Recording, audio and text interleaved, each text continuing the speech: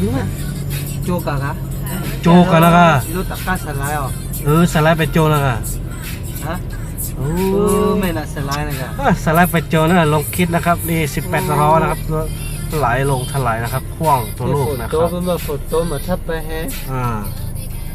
นะครับตัวที่ขึ้นมาชนนะครับอันตรายมากพ่วงกับพ่วงประสานงานนะครับโอ้โห อันนี้มาเวสไลด์ฝนลื่นนี่ที่เรา